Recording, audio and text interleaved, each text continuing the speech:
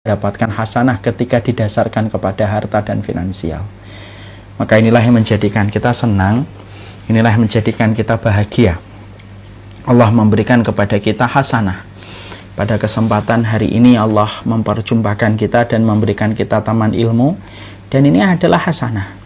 Dan tinggal bagaimana kita mengamalkan satu persatu setiap ilmu, setiap kebenaran yang kita peroleh, supaya betul-betul berakar dalam kehidupan kita, dan semoga dengan itulah kita akan mendapatkan keberkahan dalam urusan kehidupan kita kelak pada waktu di hari kiamat. Kepada Allah kita bersyukur, dan kepada Allah kita meminta pertolongan dalam setiap urusan kehidupan kita, dan semoga Allah tidak pernah meninggalkan kita di dalam setiap kehidupan kita. Kepada Allah kita bersyukur, dan kepada Allah kita menggantungkan urusan itu. Sebelumnya saya tentunya memohon maaf sekali pada kesempatan hari ini terlambat 30 menit sebenarnya, karena memang di Samila kantor kami selama 1 bulan kami menyambut para tamu dari berbagai macam majelis taklim. Dan kalau tidak salah majelis taklim Mahabbatullah pun sudah kami undang di hari-hari pertama bersama dengan majelis taklim As-Sof masjid di Bintaro. Ya, karena memang setiap harinya kami menyambut tamu, karena ini merupakan bagian dari sebuah agenda kita di bulan ini.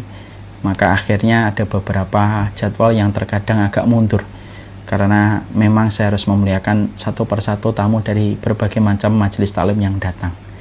Semoga setiap yang tadi dilakukan, dikerjakan sambil menunggu kajian kita sampai kita mulai, baru kita mulai 4:30. Semoga insya Allah akan mendapatkan keberkahan dan mendapatkan kebaikan.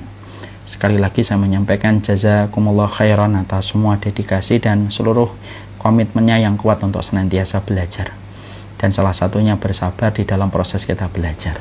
Jazakumullah khair kepada seluruh para santri dari majelis taklim Mahabbatullah yang sudah hadir pada kesempatan sore kali ini. Kita pada kesempatan hari ini akan melanjutkan kajian kita tentang 50 kaidah Quran untuk jiwa dan kehidupan. Tentunya kita paham betul bahwasanya kehidupan itu perlu narasi. Narasi inilah yang akan menjadi spirit di dalam kita memaknai kehidupan kita. Orang yang mengambil sebuah narasi yang salah itu mengakibatkan kecelakaan pada kehidupan dan menyebabkan banyak kerusakan pada kehidupan kalau dia mengambil narasi yang salah. Kalau seseorang itu sudah masuk ke dalam pikirannya sesuatu yang salah, maka menyebabkan apa yang dia sampaikan, apa yang dia kerjakan itu salah. Mari kita belajar dari kesalahan iblis ketika dia salah mengambil kesimpulan. Ketika iblis itu mengambil sebuah kesimpulan bahwasanya dia lebih baik daripada Adam. Khalaqtahu min tin wa khalaqtani min nar. Sesungguhnya Adam itu diciptakan dari tanah dan saya dari api. Dan ketika iblis itu merasa bahwasanya dia lebih mulia daripada Adam karena melihat api itu lebih mulia daripada tanah, itulah yang menjadi sebab kerusakan dan kecelakaan pada kehidupan iblis ketika akhirnya iblis menjadi sombong, dan itu menyebabkan hilangnya kualitas kehidupan iblis di hadapan Allah karena salahnya mengambil sebuah narasi dan kesalahan ketika mengambil sebuah kesimpulan. Ya, tentunya kita paham bukan api yang lebih mulia daripada tanah, tapi justru dalam beberapa sisi tanah itu lebih mulia daripada api. Sifatnya api menghanguskan, sifatnya api menghilangkan, sifatnya api merusak. Adapun sifatnya tanah itu menumbuhkan, sifatnya tanah itu membuahkan, dan sifatnya tanah itu mengadakan sesuatu yang asalnya tiada menjadi ada, dari benih yang ditanam lalu berubah menjadi pohon. Dan disitulah kita paham kesalahan narasi memiliki dampak yang fatal dalam kehidupan makhluk yang bernama iblis ketika dia salah mengambil konsep berpikir dan mengambil kesimpulan dari apa yang dia pikirkan. Inilah pentingnya bagi kita dalam kehidupan iman. Allah menurunkan Al-Quran itu bukan semata-mata hanya untuk kita raih pahalanya di dalam setiap ayat-ayat yang kita baca. Tetapi Allah menurunkan kepada kita Al-Quran adalah supaya kita mengerti bagaimana membangun berpikir kita sesuai dengan apa yang diinginkan oleh Allah ketika Allah menuangkan itu di dalam firman-Nya yang bernama Al-Quran. Dan inilah salah satu ironis yang terjadi pada kehidupan manusia kebanyakan. Manusia itu semuanya hari ini alhamdulillah sudah ada komitmen untuk membaca ketika ingin mengharapkan pahalanya, sudah benar. Tapi yang menjadi kurang adalah ketika manusia belum mampu untuk menjadikan setiap ayat yang dia baca itu menjadi sebuah konsep berpikir dalam kehidupan dia. Padahal Quran itu menjadi sebuah konsep berpikir. Pada setiap ayatnya, pada setiap keterangan-keterangan yang dikandung, pada setiap makna ayat yang Allah firmankan di dalam Al-Quran, itu menjadi konsep kita berpikir. Dan biasanya kehidupan kita akan hilang kualitas hidupnya ketika kita tidak memakai referensi-referensi yang benar sebagaimana referensi yang diinginkan oleh Allah. Inilah yang menjadi salah satu latar belakang. Kenapa kita membahas 50 kaidah Quran untuk jiwa dan kehidupan?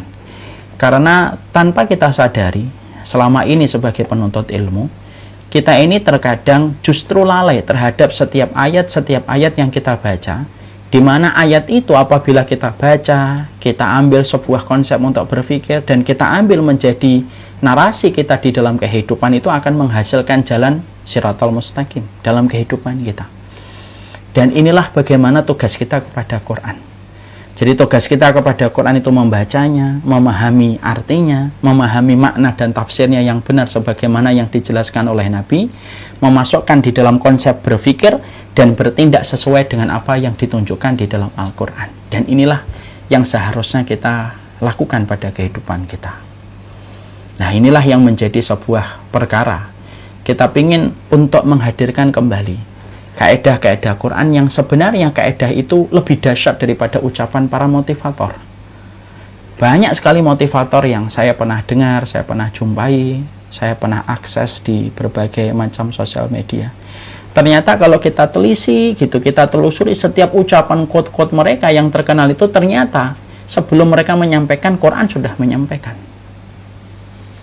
Dan itulah yang menjadi salah satu di antara keterputusan referensi kita terhadap Al-Quran menjadi sebuah sumber pemikiran dalam kehidupan dan menjadi sebuah referensi narasi pada kehidupan kita. Nah, inilah yang menjadikan kita, kenapa kita mempelajari ini Ustadz? Kenapa kita mempelajari 50 kaidah Quran? Kita ingin kembali menghadirkan betapa pentingnya Quran menjadi basic di dalam berpikirnya kita.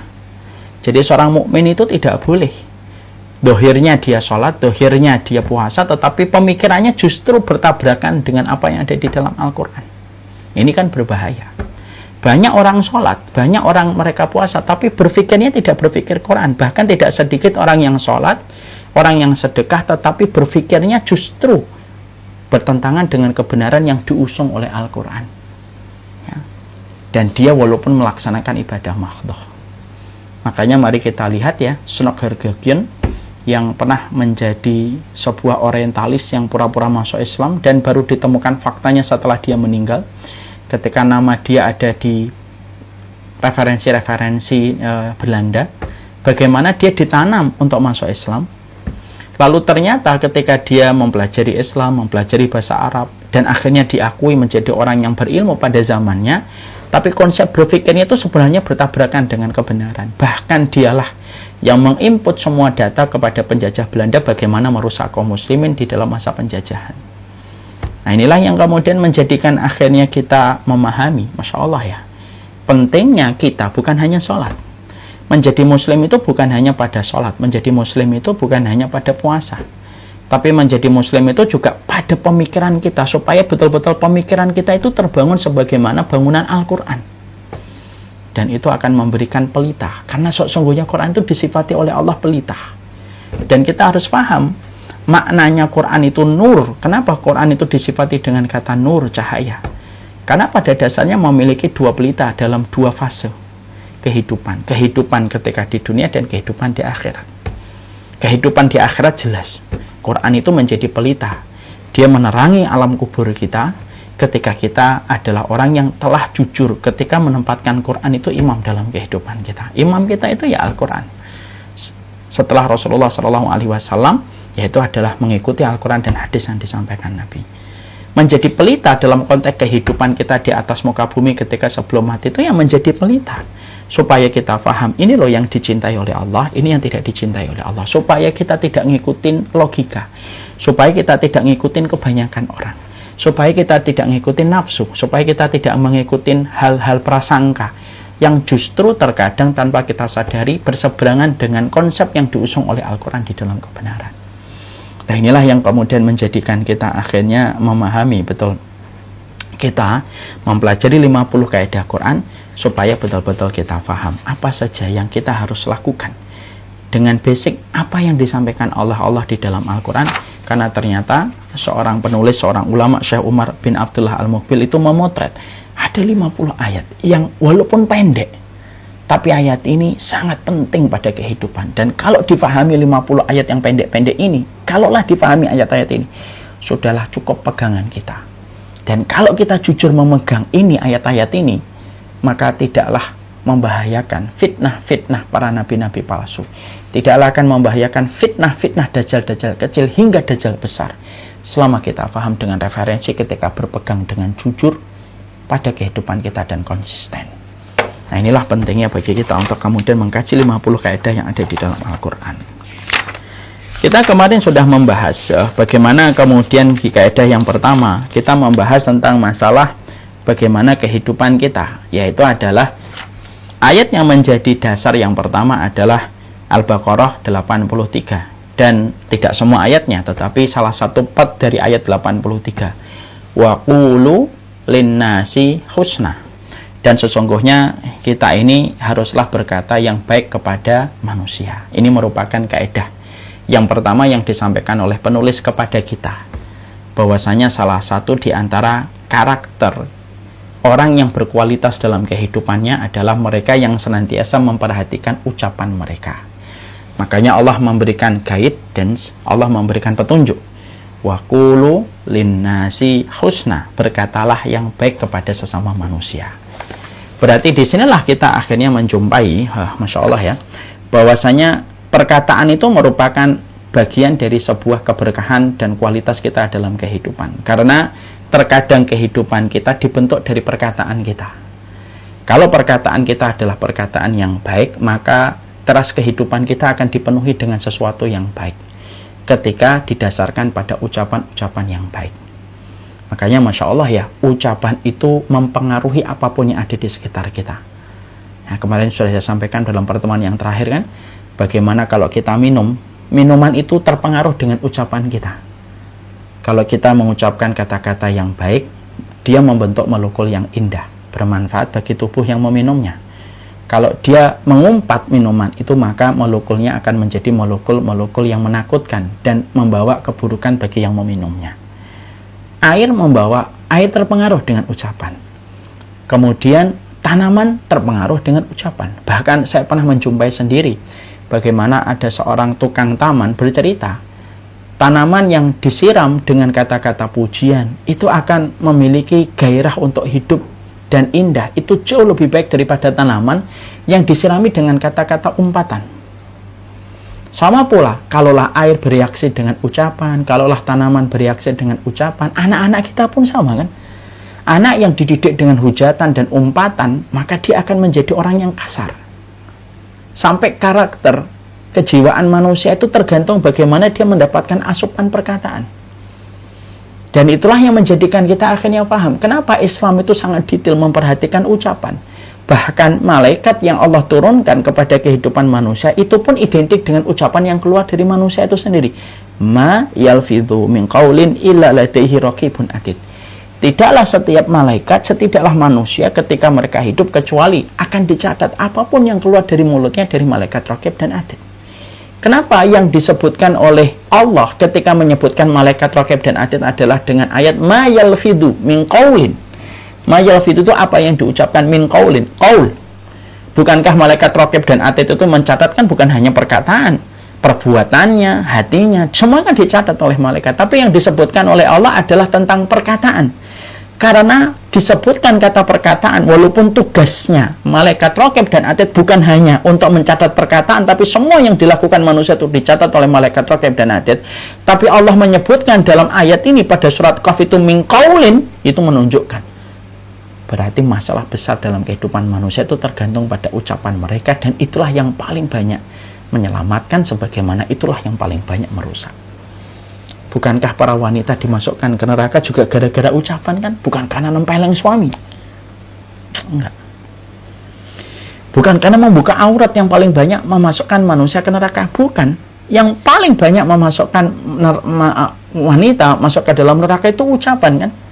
Mali ra'aitu minka khairun qattun. Ketika suaminya sudah berbuat baik kepada istrinya, lalu suaminya tiba-tiba melakukan kesalahan, yang mungkin kesalahan itu dibandingkan dengan kebaikannya tidak sebanding, cepatnya seorang wanita melupakan jutaan kebaikan yang dilakukan oleh seorang suami, dan dia berucap, Mali ra'aitu minka khairun qattun. Kenapa sih kamu jadi suami itu tidak ada baik-baiknya? Ucapan ini yang kata Rasulullah yang paling banyak menyeret perempuan menuju ke neraka. Ucapan yang semacam ini, ataupun yang senada, ataupun yang satu frekuensi dengan ucapan ini. Dan itu ucapan. Makanya sampai kemudian kita mendapati bahwasanya Rasulullah mengatakan aktsarama yudkhilun nas an-nara al-ajwafan. Dua perkara yang paling banyak memasukkan manusia ke dalam neraka itu ya dua lubang. Lubang mulutnya dengan lubang kehormatannya atau lubang kemaluannya. Dan ini menunjukkan berarti ucapan itu masalah yang besar. Makanya Allah letakkan kaedahnya itu yang penting untuk kita pegang. Wa qulu linnasi husna. Berkatalah yang baik kepada sesama manusia. Karena ucapan itu akan mempengaruhi apa yang kita peroleh. Bahkan ada seseorang yang berkata gini, kadang-kadang ucapan itu kayak bahasa algoritma Instagram. Bahasa ucapan itu terkadang kayak bahasa algoritma Instagram. Antum semua paham kan kalau pakai Instagram? Kalau kita pakai Instagram itu, kita mengklik satu feed ataupun yang nampak di di beranda kita, satu klik, dua klik, maka akan menghadirkan konten-konten yang senada dengan apa yang kita klik. Kita ngeklik bola satu kali, ngeklik bola lagi dua kali, terus yang datang itu ya tayangan itu terus. Ucapan pun kurang lebih sama. Ucapan yang kita sampaikan itu akan mempengaruhi apa yang kemudian kita peroleh dalam teras kehidupan kita. Makanya Masya Allah, sampai urusan kita makan saja, urusan kita makan kan sampai kita itu dilarang sama Nabi. Jangan mencela makanan. Sampai makanan yang menurut mata kasat kita, makanan kan tidak hidup, tidak bereaksi langsung kan. Itu pun Nabi sudah mengatakan, jangan. Kalau memang tidak suka, tinggalkan. Ya, makanya Rasulullah itu ditanya, gimana sih Rasulullah itu interaksi sama makanan? Wa in sya'a akala, wa in lam yasha' taraka. Nabi itu kalau mau dimakan, kalau nggak mau ditinggal. Sampai urusan makanan pun sama. Makanya kita akhirnya mengerti betul, berarti ucapan itu sangat besar. Iya. Bahkan ucapan itu saking besarnya bukan hanya malaikat raqib dan atid. Sampai urusan kita dan posisi kita di hadapan para malaikat yang senantiasa ada dan melihat kita, para malaikat pun mengaminkan apa yang kita ucapkan kan? Karena menunjukkan betapa besarnya ucapan ini yang harus kita perhatikan. Makanya sampai Nabi hingga beliau berkata, "Fala taqulu ilal khair, fa innal malaikata yu'minuna ala ma taqulun." Sudah, kalau ngomong yang baik. Fala taqulu ilal khair. Jangan pernah kemudian ngomong kecuali yang baik. Fa innal malaikata yu'minuna ala ma taqulun. Karena sesungguhnya malaikat yang ada di langit itu mengaminkan terus apa yang diucapkan oleh manusia. Walaupun manusia itu mengucapkan dalam kondisi khilaf ketika dia marah. Kalau dia tidak terkontrol kemarahannya, bisa jadi ucapan yang dia sampaikan ketika marah menggelegar di atas langit ketika diaminkan oleh para malaikat. Sampai akhirnya Rasulullah saja berdoa kan. Ini salah satu doa yang jarang kita maknai ya. Di antara doanya itu apa? Rasulullah itu, inni as'aluka kalimatal haqq fil ghadabi war ridha. Sampai Nabi itu dalam masalah ucapan aja beliau memohon kepada Allah, ya Allah, saya minta kalimat yang benar, baik dalam kondisi ridho ataupun dalam kondisi marah. Karena kalau kita kondisi marah itu kan akal kita kan tertutup. Lalu biasanya setan menjadi penumpang gelap dan akhirnya yang keluar itu kata-kata yang buruk. Tanpa kita sadari kalimat itu bekerja di sisi Allah ketika diaminkan oleh para malaikat dan menjadi sebuah penyesalan kelak pada kehidupan kita. Dan itu dimulai dari kata-kata. Makanya Masya Allah, tanda kedewasaan itu apa? Belajar diam. Kalau memang kita tidak mengerti masalah sepenuhnya. Bahkan kemudian saya pernah baca tulisan gitu, ada tulisan bagus. Pernikahan itu akan baik-baik saja. Pernikahan itu akan baik-baik saja. Kapan? Ketika yang menikah itu sudah belajar untuk diam. Ya kan? Karena kemudian pernikahan itu semacam itu. Saya akan ambilkan sebuah ilustrasi yang gampang betapa dahsyatnya masalah omongan kalau sudah keluar itu bisa sangat mempengaruhi kualitas kita. Ambilkan saya botol, Mas. Ada lagi nggak botol lagi satu? Botol apa gitu? Nah ini Mas. Nah. Ini saya ilustrasikan minuman yang bersoda. Ya, minuman bersoda. Minuman bersoda itu kalau dikocok begini, apa yang terjadi kalau dibuka? Apa Mas kalau terjadi Mas kalau dibuka minuman bersoda? Muncrat dia. Muncrat. Yang asalnya penuh segini jadi segini. Ini kalau misalkan dikocok. Saya buka. Surat. Maka minumannya tinggal segini. Karena semuanya sudah keluar. Ini yang pertama. Minuman yang kedua, saya kocok sama, tapi saya nggak buka. Kira-kira berkurang nggak isinya? Berkurang nggak Mas Iwan? Ya, berkurang. Apa filosofnya? Apa maknanya Mas Iwan? Apa filosofnya dengan tema yang kita bahas kita hari ini? Jika sesuatu yang dikeluarkan filosofnya itu kita ngambil ilustrasi ini untuk menjadi hikmah. Karena ilustrasi bisa diambil dari apa saja untuk menjadi hikmah. Artinya, kalau hati kita lagi bergejolak, segejolak apapun, kalau kemudian kita itu sudah ngomong, muncrat semuanya ini. Akhirnya menghilangkan kebaikan kita sendiri. Kualitas kita jadi hilang. Gara-gara kita mengucapkan semuanya. Tidak semuanya harus diucapkan. Jadi kalau udah dibuka malah yang rugi siapa? Yang rugi ini. Akhirnya berkurang, ya atau tidak? Iya. Beda dengan ini. Dia mungkin bergejolak gitu. Tapi karena kemudian dia menutup dan tidak semuanya harus diucapkan, masih terjaga nggak isinya? Masih terjaga. Itu masih terjaga. Makanya kedewasaan seseorang itu apa? Belajar diam. Kalaupun harus ngomong, kaedahnya Al-Baqarah 86. Wa qulu linnasi husna. Kalaupun kamu terpaksa ngomong yang baik. Kalau tidak bisa, belajar diam. Kalau ada orang setiap hal dia ngomongin, Ustaz ini, begini, Ustaz ini, begini, Ustaz ini, begini. Udah, nggak dewasa itu. Nggak dewasa itu. Kenapa? Kualitas kehidupan itu sangat tergantung bagaimana yang kita ucapkan sebenarnya. Sesederhana itu kok kita ini belajar dari kaidah ini. Surat Al-Baqarah 83, maaf, bukan 86. Wa qulu linnasi husna. Berapa banyak orang yang asalnya bisa saling mendoakan dan mereka saling bisa memberikan hadiah gara-gara ucapan yang tidak ditahan karena Allah, itu akhirnya menjadi sebuah permusuhan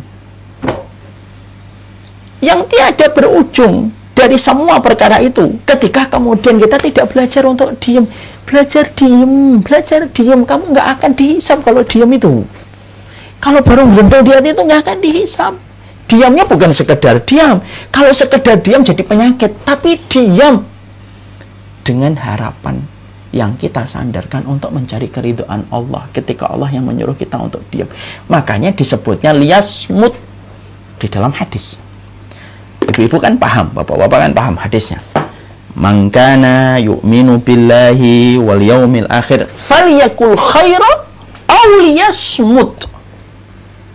Di situ disebutkan liyasmut, diam. Padahal diam itu dalam bahasa Arab ada beberapa kata yang mewakili. Ada liyaskut, sakata, ada somata. Kenapa yang dipakai liyasmut? Karena diam itu yang dikatakan dalam hadis, ngomong yang baik kalau tidak bisa ngomong, diam. Itu artinya apa sih? Diam membawa hikmah ketika mencari keridhaan Allah. Bukan hanya sekedar diam gerundel lalu tidak mengharapkan pahala di sisi Allah. Jadinya penyakit. Makan gerundel gitu. Jadi penyakit memang. Yang kita maksudkan di dalam hadis ini, kata Allah itu bukan liyaskut. Kenapa Allah tidak memilih kata sakata? Kalau sakata itu diam doang, tanpa ada sebuah kerja aktif untuk mengharapkan sesuatu. Itu sakata. Diam. Kenapa diam? Malas ngomong. Ini namanya sakata. Kenapa diam? Malas ngomong. Diamnya diam, tidak ada sebuah tujuan. Itu namanya sakata dalam bahasa Arab. Kalau kemudian diam, tetapi di dalamnya ada sebuah kebaikan yang dia ingin peroleh, ada sebuah keridhaan yang dia ingin dapatkan, itu tidak disebutkan dalam bentuk sakata, tapi yasmut. Yasmut itu apa? Diam, tapi mengharapkan ridhanya Allah. Makanya kemudian inilah yang menjadikan kita paham betul. Ini loh salah satu di antara kaidah penting pada kehidupan kita.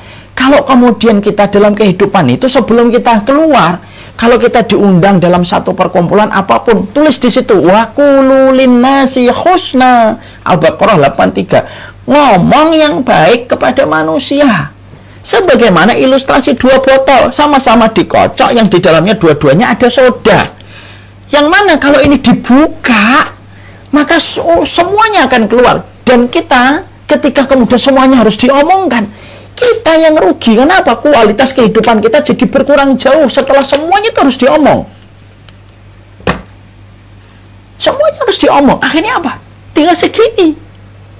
Ini kenapa nggak berkurang? Karena dia nggak dibuka, nggak diucapkan. Kadang-kadang kita diam. Nggak semuanya harus kita omongin, nggak semuanya harus kita komentari, nggak semuanya kemudian kita harus kemudian sesuai dengan apa yang kita mau. Hidup itu dijadikan kita berbeda-beda oleh Allah itu supaya Allah melihat siapa yang bersabar dan siapa yang punya komitmen untuk tidak nyakitin orang lain. Lihat disitulah kita akhirnya paham wa qulu linnasi husna. Ini yang disebut dengan wa qulu linnasi husna.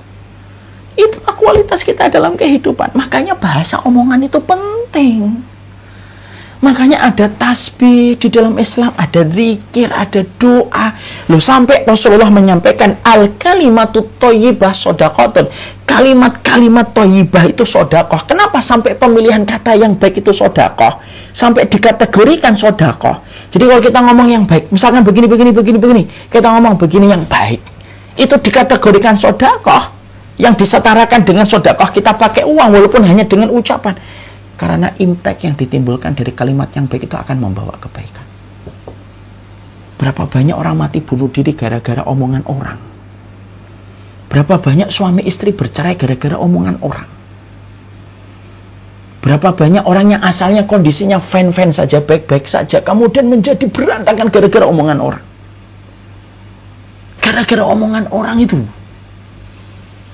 Tanpa kemudian kita itu ngerti kapan harus ngomong, kapan nggak harus ngomong. Apalagi ketika kita hari ini, apalagi kemudian ketika kita hari ini, Masya Allah ya, kita ini dihadapkan kepada sebuah pilihan supaya kita gampang ngomong, walaupun kita di ujung dunia ketika kita di balik kamar, di bilik kita. Kita dikasih sebuah fasilitas teknologi untuk bicara apa saja. Facebook, Instagram, sehingga semuanya itu harus dikeluarkan. Dan sangat ironisnya adalah sampai keluarga yang mereka sedang ada masalah, dan masalah itu bagian dari sebuah dari sebuah fitrah, dari sebuah keluarga. Ketika kadang-kadang tidak sepakat dalam satu hal, terkadang ada orang yang lebih nyaman untuk menyampaikan kata-katanya di balik tulisan-tulisan yang ingin dibaca oleh setiap orang. Padahal dia tahu orang yang membaca masalah dia itu tidak bisa menyelesaikan masalah, justru menambah masalah dari apa yang dia tuliskan ketika dia bicara dengan jempolnya. Makanya ilmu tingkat tinggi itu apa? Ilmu tingkat tinggi itu diam. Makanya kemudian Nabi Yakub itu mengatakan, memberikan pelajaran, innama ashku bathi wa huzni ilallah. Itu kan nampak ribuan tahun ketika Allah kagum dengan apa yang dikatakan oleh Nabi Yakub.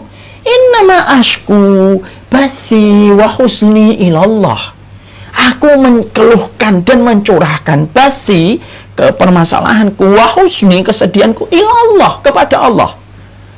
Dan dia tidak mengucapkan di depan banyak orang. Karena apa? Sebanyak apapun kamu sharing masalah yang kamu hadapi kepada manusia, berapa banyak manusia yang bisa membantumu keluar dari masalah itu? Nonsen. Karena apa? Semua itu tergantungnya Allah. Kenapa kamu tinggalkan Allah yang bisa memberikan kamu kebaikan, lalu kamu menuju kepada manusia yang tidak bisa memberikan kamu solusi? Kecuali solusinya itu ada di hadapan Allah. Ini makanya Masya Allah ini. Makanya sampai urusan suami istri itu kan sampai, ini kan juga jadi masalah kan. Suami istri itu sekarang Masya Allah, akhirnya banyak yang kita dapatkan menjadi ruwet masalahnya itu apa? Ketika mereka tidak lagi menempatkan bagaimana kondisi rumah tangga mereka sebagaimana yang Allah sampaikan, hunna libasul lakum wa antum libasul lahunna. Kalian itu pakaian bagi dia, dia itu pakaian bagi kamu. Salah satu pakaian itu apa? Nutup. Jangan membicarakan. Dan itu terletak pada ucapan. Ya kan? Makanya sampai urusan anak-anak kita gitu ya. Anak-anak kita pun bertumbuh kembang sesuai dengan ucapan kita kan. Perhatikan ucapan, perhatikan ucapan, perhatikan ucapan. Makanya sampai kita mendapati di universitas itu ada namanya fakultas apa mas? Komunikasi. Karena orang yang ngomong belum tentu omongannya itu punya tujuan. Kalau omongan punya tujuan itu sebuah seni berkomunikasi. Kalau hanya ngomong, setiap orang bisa ngomong. Tapi ketika omongan itu punya tujuan, punya goals yang diharapkan, setiap omongannya ngerti arahnya kemana yang ingin didapatkan, itulah yang didapat dengan komunikasi. Makanya dalam Islam sebelum universitas, para dekan mereka sibuk membuat universitas komunikasi, apa jurusan komunikasi, Islam sudah ngatur omongan itu menjadi salah satu part penting dalam kualitas kehidupan manusia. Ucapan. Kalau tidak bisa, belajarlah untuk diem, belajarlah untuk diam. Diam, belajar untuk diam. Jadi suami istri itu yang berat itu apa? Belajar untuk diam ketika lagi bergejolak marah. Belajar untuk diam. Bukan berarti yang diam itu pasti salah. Karena yang diam adalah mereka yang paham. Keberkahan hidup itu dimulai ketika kita diam. Lihat, Allah ketika mentreatment siapa? Maryam. Disuruh puasa bicara. Disuruh puasa bicara. Jangan bicara dengan banyak orang. Itu Allah mentreatment siapa? Maryam. Jangan bicara. Ya. Jadi masalah pembicaraan itu bukan masalah sepele, bukan masalah yang biasa. Enggak masalah sepele dia. Berapa banyak seorang suami akan terkenang dengan sebuah kata yang sangat pilu dia rasakan, sebagaimana istri akan merasakan pilu dari ucapan yang disampaikan suami. Ketika mereka berdua tidak belajar untuk diam. Kedewasaan kita itu terletak pada kita ketika kita diam. Makanya sampai Imam Nawawi berkata, dijadikan telinga kita 2, mulut kita 1. Allah bisa nggak menjadikan mulut kita 3? Mampu, kecil bagi Allah itu. Dijadikan di sini, dijadikan di sini, dijadikan di sini. 4 bisa. Bisa nggak dijadikan mulut kita 4 lalu tetap tanpa mengurangi keindahan kita? Apa sih yang tidak mungkin bagi Allah? Semuanya mungkin bagi Allah. Tapi Allah jadikan mulut kita 1 dan dijadikan kemudian telinga kita 2 supaya kita banyak mendengar daripada kita banyak berucap. Ketika ucapan itu tidak kita perhatikan kemana arahnya pembicaraan itu. Makanya kalau sudah ngomong, kita tidak akan pernah tahu ujung di antara ucapan itu sampai kemana. Dan barulah nanti tersadar ketika di pengadilan Allah, ucapan-ucapan yang pernah kita ucapkan didatangkan kembali oleh Allah, lalu kita dimintain pertanggungjawaban dari ucapan itu. Ingat loh, kalau kita sudah ngomong begini ya, ucapan itu nyari jalan terus, menembus banyak kepala, menembus banyak orang. Dan ucapan itu kayak apa itu? Apa mas? Alat yang kalau dilempar balik lagi itu apa? Lembik, bumerang. Ucapan itu bumerang. Kita lempar, dia terus bisa ngelukain apa saja. Tapi kembalinya kepada kita ketika di pengadilan Allah berdirikan. Nih loh, Ucapan kamu, ucapan kamu, ucapan kamu, ucapan kamu. Ini ucapan kamu semua, ini ucapan kamu, ucapan kamu. Dan kita dimintain pertanggungjawaban di atas ucapan itu. Makanya ngeri ya, sampai seorang perempuan. Ketika Rasulullah menyampaikan banyakkan perempuan masuk neraka, Nabi tidak mengatakan karena banyak buka aurat. Walaupun itu dosa besar. Oh ternyata mereka nggak banyak sholat. Walaupun itu dosa besar. Tapi yang menjadi sebuah perenungan adalah Nabi tidak menyebutkan kata itu, tapi Nabi menyebutkan karena mereka kurang syukur kepada suami mereka ketika suami mereka melakukan kesalahan, begitu cepatnya mereka mengatakan kamu ini jadi suami Allah gitu. Semua kebaikannya hilang dalam sekejap, dan itu menjadi dosa besar sekali ketika sudah terucap di lisan seorang wanita di depan seorang suami. Makanya ucapan itu sangat berpengaruh. Berapa banyak orang menjadi baik karena ucapan baik yang dia dengarkan. Ucapan baik yang kemudian dia peroleh, yang dia kemudian dapatkan, yang kemudian menjadikan dia akhirnya berubah menjadi lebih baik. Itu ucapan. Akhirnya dia berubah menjadi lebih baik karena ucapan seseorang yang baik kepada dia. Ya kan? Pernah nggak Bapak dan Ibu pernah punya memori? Mungkin Mas Iwan pernah memori nggak? Waktu kita kecil kadang-kadang ada orang ngomong ke kita. Mungkin ngerendahin kita karena kita dianggap masih kecil. Kemudian ngeluarin satu kata. Yang mana kata-kata itu tidak pernah kita lupa. Walaupun hari ini kita sudah sama dewasa. Saya tuh pernah nih contoh kecil ya. Ini saya menyampaikan contoh ya. Saya tuh pernah dipanggil sama kakak kelas saya. Agak jauh. Bedanya tuh 5 tahun 6 tahun. Waktu kami di SD. Ada tuh kakak kelas saya tuh manggil saya gini. Hei anaknya Faruk. Sini anaknya Faruk gitu. Badan saya jauh lebih kecil daripada dia. Tapi nggak ngerti ya, ucapan itu tuh membuat saya pengen marah gitu. Dan menggores betul. Loh, sampai sekarang itu kalau saya ketemu dia, walaupun kita sudah baik gitu, saya selalu ingat ucapan itu. Itulah ucapan. Kalau sudah keluar, dia akan menembus kepada pikiran, menembus kepada perkataan. Makanya sampai kita menjumpai apa? Setan itu selalu menjadi penumpang gelap di setiap ucapan yang diucapkan oleh manusia, sebagaimana yang Allah sampaikan di dalam surat Al-Isra. Ya. Makanya kemudian di dalam surat Al-Isra itu Allah menyampaikan, sebentar saya aja. Allah itu kemudian menyampaikan, yaitu bahwasanya Allah itu berkata kepada kita bahwasanya setan itu selalu menjadi penumpang gelap di balik setiap apapun yang diucapkan oleh manusia. Ya. Makanya kita mendapati bahwasanya Allah itu berkata di dalam ayat ini ya. Nah, bentar ya, saya lupa ayatnya itu. Jadi dalam surat Isra itu mengatakan ucapkanlah yang baik. Fa inna syaitana yanzagu bainahum. Ya, saya carikan dalilnya sebentar. Ya.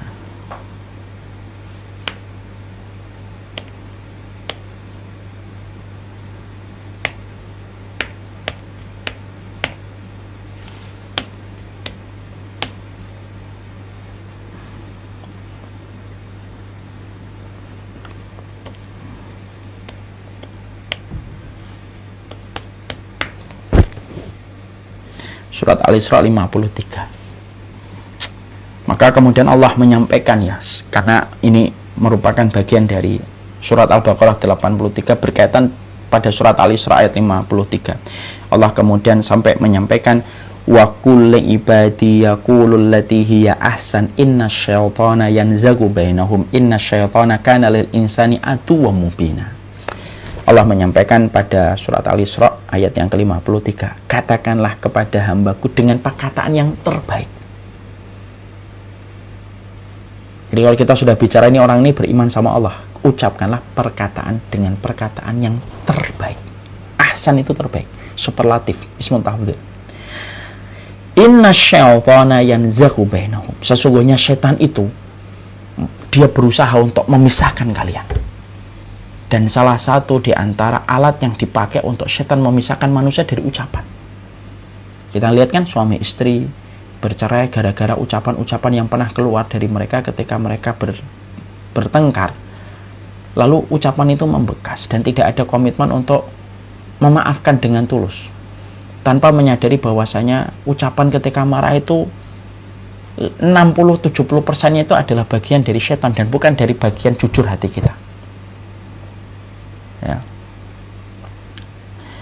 Itu yang kemudian ini.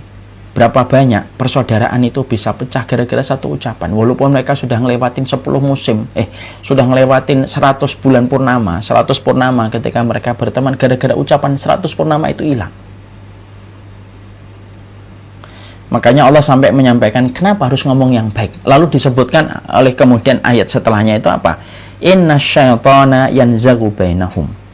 Ya, bahwasanya setan itu memisahkan kalian. Maka dikatakan di dalam tafsirnya inna syaitana yasu'u muhawarah ba'duhum ba'dha yanzagu bainahum.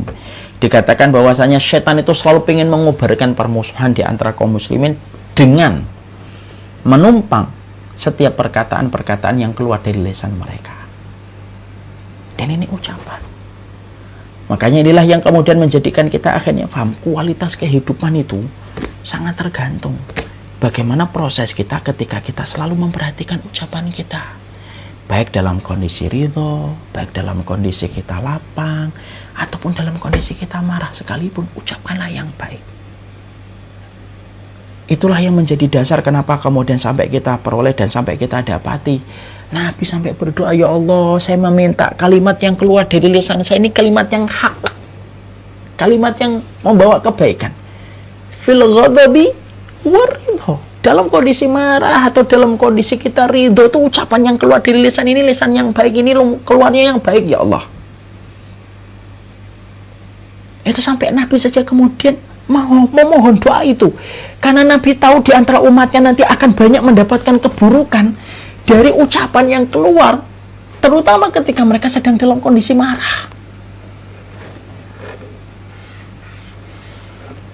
Dan itulah menunjukkan kekurangan akal manusia. Makanya kalau sampai saya itu mendapati sebuah kata-kata hikmah. Kata-kata hikmahnya itu sampai kemudian begini.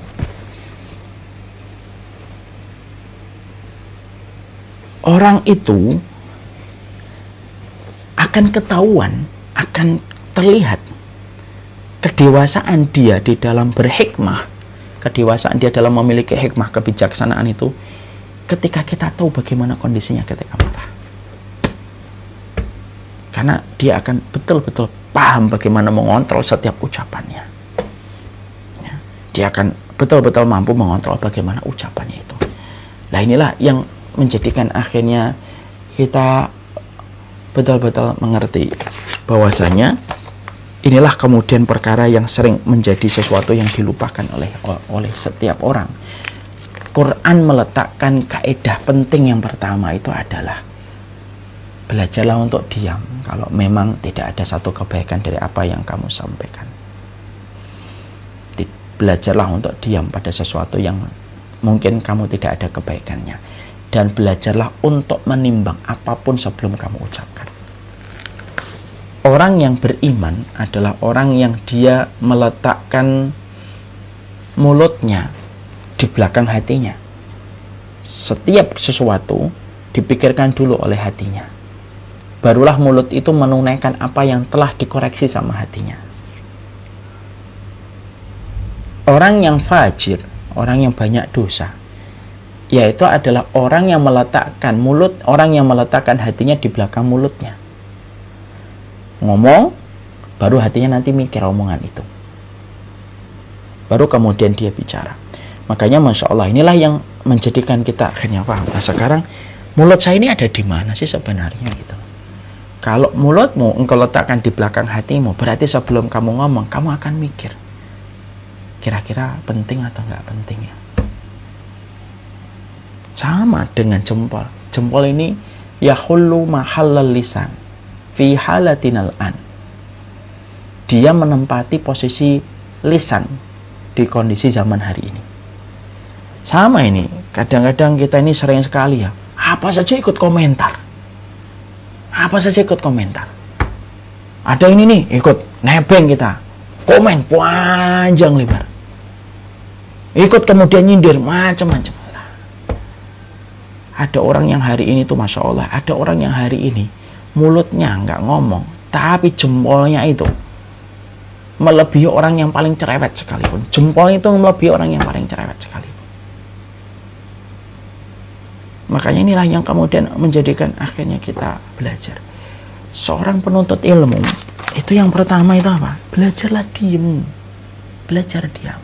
Belajar diam.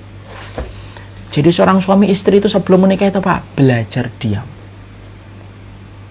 Dan ini prosesnya lama ini untuk belajar diam. Belajar untuk mempergunakan dua telinga. Dan setan itu sering sekali kemudian membuat kita gagal untuk selalu diam. Supaya kita ngomong. Supaya kita terpancing. Supaya akhirnya menggelegar kemarahan kita dengan ucapan yang kita sampaikan. Dan inilah betapa rusaknya kehidupan kita ketika kemudian kita sudah tidak memperhatikan omongan kita. Makanya sampai kita dapati salah satu identitas penduduk surga itu, kan kita menjumpai ya, salah satu di antara identitas penduduk surga itu apa? Ala biman tuhramu alaihin nar. Rasulullah kan pernah nanya kepada para sahabat, kalian ngerti nggak sih siapa yang diharamkan dari neraka itu? Para sahabat kemudian menjawab, tidak ngerti ya Rasulullah. Ala kulli hayyinin layyinin qaribin wa sahlin. Saya tidak nyebutkan qarib, sahlin. Saya nyebutkan layyin. Layyin itu apa? Omongannya itu meneduhkan. Omongannya itu tidak mengandung hujatan, celaan, bahkan umpatan, walaupun umpatan itu bercanda. Ya, kan sekarang sedikit-sedikit ngumpat. Lalu dianggap kita dipaksa untuk memaklumi itu biasa. Kan kita dipaksa. Jadi kalau saya mengatakan itu tidak biasa, saya nanti akan disudutkan oleh orang yang menganggap ini udah biasa aja itu gitu. Ya, hidup ini kan orang kan beda-beda sesuai dengan referensi yang mereka peroleh. Kalau ada orang yang menganggap umpatan misalkan, kok dianggapnya itu biasa, itu lucuan, hari ini memang umpatan kayak gitu. Ya itu kan bagi orang yang nggak paham, belum datang kepada mereka ilmu. Jangan maksa kalau kita menganggap itu tidak boleh. Ya, makanya ketika kita kembalikan bahwasanya sifat lain itu lembut, lunak dia. Omongannya itu lunak, lembut gitu. Dia memilih kata-kata yang baik untuk saudaranya. Dan itu tidak bisa kita lakukan kecuali kalau kita ingat bahwasanya ketika kita ngomong itu harus karena Allah. Harus karena Allah kita ngomong yang lain itu apa sih? Siapa yang diharamkan dari neraka itu yang ininya itu enggak tajam gitu loh. Jempolnya juga enggak nari-nari terus setiap waktunya gitu. Beranda sini, beranda situ. Bahkan kemudian hari ini tuh orang tuh saking enggak pahamnya tentang agama, sampai membuat akun aja supaya akunnya laris followernya, sampai membuat judul pun terkadang judulnya itu dibuat kontroversial. Semuanya itu atas dasar untuk mendapatkan simpati dan mendapatkan follower gitu, sampai akhirnya membuat macam-macam, dan akhirnya itu akan menjadi sebuah kontraproduktif dalam kehidupan mereka. Nah, inilah yang menjadikan kita memahami kaidah pertama dalam kehidupan itu, wa qulu linnasi husna. Ngomonglah yang baik ya. Itulah yang kemudian menjadikan kita akhirnya paham dalam surat Al-Isra yang ke-53, wa kulli ibadiyallati wa kulli ibadiy yaqulul lati hiya ahsan. Ngomonglah yang terbaik. Kalau enggak bisa, usmut. Usmut itu bukan uskut. Kalau uskut diam aja, tapi marahnya luar biasa dalam hati. Enggak. Usmut itu marah, tapi mengharapkan sesuatu yang lebih baik daripada yang dia lakukan. Masya Allah ya. Ini yang kita sampaikan dalam pertemuan kali ini. Kita belajar kaidah 50 kaidah yang pertama. Wa qulu linnasi husna. Ngomong yang baik. Ngomong yang baik, kalau tidak bisa diam. Wassallallahu ala nabiyina Muhammad walhamdulillahirabbil alamin. Ini yang dapat kita sampaikan pada kesempatan sore kali ini. Semoga Allah memberikan keberkahan. Saya serahkan kembali kepada ummu kita. Alhamdulillah, terima kasih Ustadz. Bisa jawab pertanyaan nggak Ustadz? Masih keburu nggak? Masih keburu Ibu? Ada tiga. Tiga aja ya Ibu? Ya. Siap, insya Allah. Ya, ini yang 1 sama 2 kayaknya berhubungan bentar. Ada yang mengatakan aku kalau marah harus dikeluarkan. Kalau nggak dada sesak, kepala pusing, jantung sakit, bahkan sampai harus membanting barang baru merasa tenang. Yang keduanya nyambungnya. Saya saat ini didiagnosa depresi sama psikiater. Efek dari saya suka memendam. Saya disuruh cerita ke orang lain, diminta mengeluarkan, tapi tidak ada yang bisa saya percaya. Bagaimana solusinya biar bisa tenang? Banyaklah berzikir Ibu kepada Allah. Banyaklah menenangkan kita kepada Allah, Zat yang tidak pernah mengecewakan kita. Salah satu di antara masalah besar kehidupan setiap orang termasuk saya adalah ketika kita lupa bahwasanya Allah itu tempat segalanya kita bersandar dan tempat segalanya kita mengharapkan sesuatu pada kehidupan kita. Ini kalau kita lupakan Ibu, ya akhirnya menjadi sumber kemarahan, kekecewaan dalam kehidupan kita. Mari kita mendekat sama Allah. Mari kita sering berdialog dengan Allah pada hati kita ketika sering khulwah. Khulwah itu ya berduaan kita dengan Allah di sepertiga malam, di waktu-waktu kita duduk. Jangan hanya sekedar duduk, merenung kehidupan kita. Hal-hal yang perlu untuk kita renungkan. Itulah yang dinamakan kehidupan istihdharul qalbi. Istihdharul qalbi itu menghadirkan hati. Kalau orang barat hari ini mengatakan konsep mindfulness ala telat, Islam itu sudah membicarakan tentang kehidupan istihdharul qalbi, menghadirkan semua itu ada maknanya pada hati yang kita letakkan. Allah alam bisawab. Oke, terima kasih Ustaz. Ini satu lagi Ustaz. Assalamualaikum Ustaz, Afwan izin bertanya. Tadi Ustaz berkata jika bergejolak di dalam hati itu belum dihisab, tetapi kalau sudah diucapkan maka itu akan dihisab. Namun mengapa ada cerita orang soleh yang dahulu berprasangka bahwa ada orang yang menangis saat sholat dan menganggap hal tersebut sebuah ria dalam ibadah. Kemudian orang yang berprasangka tersebut dibalas oleh Allah sehingga tidak bisa menangis ketika beribadah. Padahal itu baru di dalam hati ya Ustaz. Tapi mengapa mendapatkan balasan sehingga tidak bisa menangis lagi di dalam ibadahnya akibat suuzon kepada orang lain ketika melihatnya menangis saat sholatnya? Mohon penjelasannya Ustaz. Kalau sudah jatuh kepada prasangka buruk, tentunya itulah yang disebut dengan suudzon Ibu. Apa yang tadi saya sampaikan itu misalkan kita marah gitu, marahnya baru sebatas hati gitu, lalu kita tidak diucapkan, maka tidak menjadi dosa. Tapi kalau kemudian marahnya, apa yang kita simpan di dalam hati, kemudian menyimpan keburukan fulan ini, keburukan fulan ini, keburukan fulan ini, keburukan dia, ya jadi dosa. Itu namanya suudzon. Su itu buruk, don itu prasangka. Nah, jadi yang saya tadi maksudkan adalah, misalkan kita marah, lalu kemudian kemarahan itu kita tanggung di hati, lalu kita minta bantuan sama Allah untuk menetralisir hati kita dengan kita wudhu, sholat, menyibukkan kita dengan taklim, maka tidak menjadi dosa. Tapi kalau sudah keluar kemarahan sampai akhirnya melukai hati orang lain, bukankah itu jatuhnya dosa? Nah, ini tentunya beda konteksnya ketika kita berprasangka yang buruk. Alah, kita ngelihat orang ini, alah apa ini, bodoh semua ini, ngajinya bukan sama ustadz saya sih, walaupun tidak ngomong. Nah, itu sudah menjadi dosa di sisi Allah. Wallahu a'lam bishawab. Nah, itulah yang kita harus perhatikan. Ucapan kita itu mempengaruhi kualitas kehidupan kita. Gak usah diucapkan kalau tidak perlu diucapkan. Simpan di dalam hati. Tidak hanya sekedar diam, tapi disebut dengan usmut. Dan usmut beda dengan uskut. Uskut diam tanpa faedah. Usmut diam dengan sebuah penataan harapan yang besar daripada yang kita dapatkan. Persis sebagaimana tadi saya ulang kembali, ada dua minuman bersoda dikocok yang sama-sama kuat. Yang satu ketika dibuka maka jatuhnya tinggal segini airnya. Yang satu dikocok kuat tidak keluar, maka airnya tetap terjaga. Kualitas kita terkadang jauh berkurang dari apapun yang kita peroleh dalam kehidupan karena kita membuka semuanya dan membicarakan semuanya. Tidak semuanya harus dibicarakan, tidak semuanya harus dikatakan. Terkadang kita sebagaimana minuman soda yang dikocok yang sampai kemudian berpusat di dalamnya.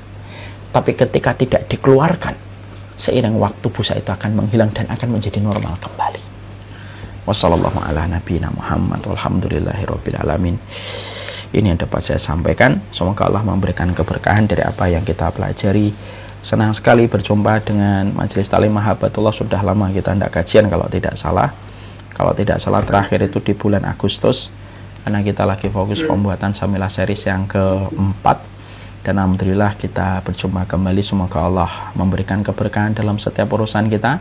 Jangan pernah lupa untuk mengikuti Samilah series yang keempat, The Day After You Day. Yang belum ikut rugi nanti kalau tidak sama-sama mempelajari tentang bagaimana perjalanan para durhaka ketika dulunya mereka kembali kepada Allah. Di sini ada Budina ya. Ya, di sini ada Budina, Omo kita. Hadir Ustaz. Saya Dina. Saya minta tolong Bu kita kalau boleh diizinkan, boleh saya bicara sebentar sama Budina? Boleh Ustaz. Nggih. Bu Dina kemarin sempat datang ke acara kita ya, yang The Day After You Day. Gimana testimoninya Bu Dina? Ya, alhamdulillah. Takutan katanya Ustaz ceritanya. Iya, Masya Allah. Itu saya alhamdulillah ya Ustaz, saya bisa hadir sama teman-teman dari KMP Alsof, Masjid Alsof. Itu baru hari pertama aja kami udah rasanya tuh baru episode pertama aja dibocorin, kita udah merasa ya Allah, berarti emang harus ada 3 manusia golongannya. Satu, yakin sama hari pembalasan tapi lalai dengan dunia. Masya Allah. Terus ada yang tidak yakin, dan orang yang yakin dengan hari akhir tapi juga bersiap dengan itu. Dan beberapa kan namanya ada kejadian ya Ustaz ya, jadi itu benar-benar ini benar-benar Allah mengasih hidayah buat petunjuk buat kita semua untuk bisa mengikuti Syamilah nih, karena ilmunya insya Allah bermanfaat ya Ustaz ya, bukan untuk yang tua, muda, yang sakit, semua yang sehat pun insya Allah begitu. Kematian kapan aja ya Ustaz, untuk Syamilah dan tim ya Ustaz. Insya Allah sama-sama. Gimana kemarin intinya latar belakangnya, pembuatannya? Visualisasi. Iya, visualisasi. Selama ini kan cuma bisa ngelihat dari live IG. Ternyata kemarin langsung ngelihat, ternyata Masya Allah itu. Saya pinginnya tuh kayak gitu tuh, malah pengen ngundang semua teman-teman jamaah Syamilah itu loh Ustaz. Ayo biar ketemu tuh ke rumah dakwah Syamilah. Karena dakwahnya udah kayak film-film Netflix gitu ya Ustaz. Jadi kita punya episode-episode yang kita bisa. Saya senang banget Masya Allah. Jazakallah khair, barakallah fiik. Semoga testimoni yang dari belum daftar ya sahabat-sahabat semua yang belum daftar, silakan berburu sebelum seatnya penuh, karena Ustaz juga memberikan seat gratis nih, kuartirnya udah keburu penuh. Iya, Masya Allah ya buat semuanya. Ya, mungkin Majelis Ta'lim Mahabbatullah, Bu Gita, Bu Dina gitu dan yang lainnya kalau ingin memberikan beasiswa kepada yang lain, Masya Allah itu juga luar biasa. Nah, insya Allah Ustaz akan kasih kabar. Ya, insya Allah. Ya, jazakallah khair. Nggak bercanda, barakallah fiik. Ini yang dapat kita sampaikan. Mohon maaf kalau saya ada kesalahan dan pasti juga ada kesalahan. Semoga Allah menjadikan kita keluarga di antara keramaian umat.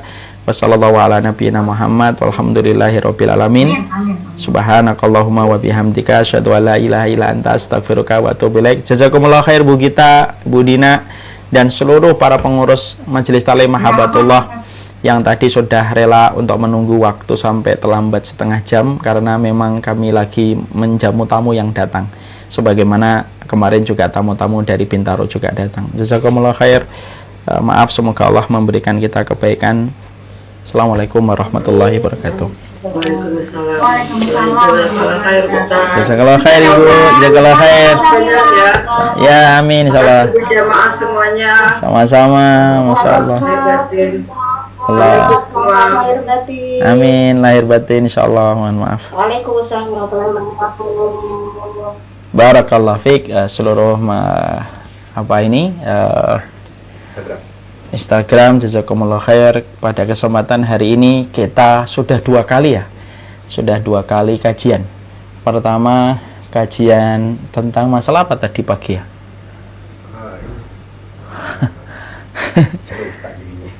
Tentang kematian itu dekat. Nah, yang kedua tentang masalah lisan ya. Nanti insya Allah malam habis isya kita kajian dengan Masjid Al-Falah Cekir Jakarta Timur ya. Biasanya kita di webinar ya, tidak di Instagram. Bagi yang ingin mendapatkan linknya, segera saja mendaftar atau segera ikuti di live-nya, atau ya dapatkan linknya di Masjid Al-Falah Cekir atau mungkin di beberapa tempat ya. Insya Allah biasanya link 1000, biasanya kuotanya penuh ya. Moga-moga kita masih tetap bersama. Saya itu selalu nyampaikan ada waktu-waktu yang membuat waktu seakan berhenti. Salah satunya adalah melihat kesungguhan dan pengorbanan para penuntut ilmu yang tidak pernah letih untuk selalu mencari ilmu. Semoga Allah jadikan keberkahan untuk kita. Allah jaga hati saya, Allah jaga keluarga saya, Allah jaga tim yang saya cintai betul karena Allah semuanya.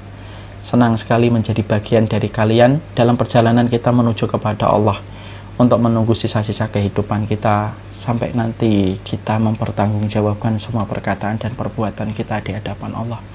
Semoga Allah ngampuni ya semua kesalahan-kesalahan kita yang sengaja dan tidak sengaja. Rabbana la tu'akhidna in nasina wa akhtana, Rabbana wa la tahmil alaina isran kama hamaltahu 'alal ladzina min qablina, Rabbana wa la tuhammilna ma la taqata lana bihi wa'fu 'anna waghfir lana warhamna anta maulana fansurna 'alal qaumil kafirin.